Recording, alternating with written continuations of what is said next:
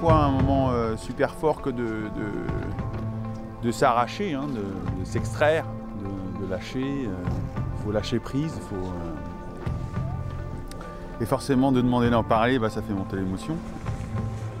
La dernière fois j'ai fait 59 et que c'était pas ce qu'il fallait faire, puisqu'il faut faire moins de 57 et 13 heures ou 12 heures.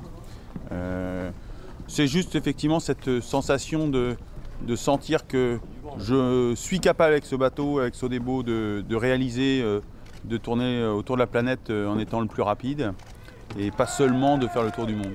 Quand on nous parle d'aventure à terre, on n'aime pas ça. Mon métier à terre, c'est de faire en sorte qu'on ait prévu l'improbable, tout en sachant qu'à un moment comme celui-là, au moment de partir, on rentre quand même dans l'aventure, dans la vraie aventure avec un grand A.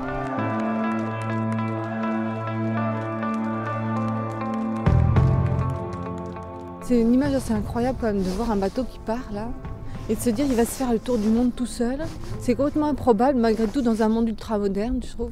Il y a une espèce de décalage et puis c'est vraiment beaucoup d'émotions parce qu'on le soutient depuis 12 ans et on a l'impression à chaque fois que c'est un déchirement, que c'est difficile. Il a vécu la dernière fois quelque chose d'assez difficile, donc pour nous c'est aussi une autre épreuve qui l'attend certainement, mais en même temps il est parti avec une telle joie, un tel plaisir.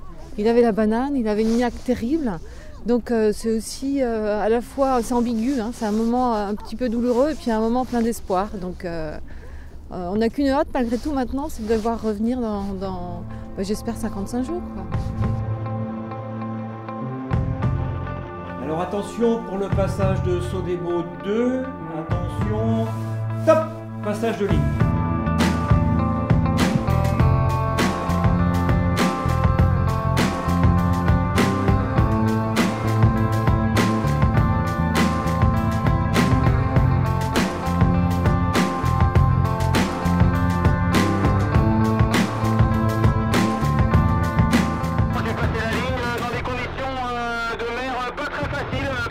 Très honnête, une houle assez de travers avec un vent assez oscillant entre 26 et 30 nœuds.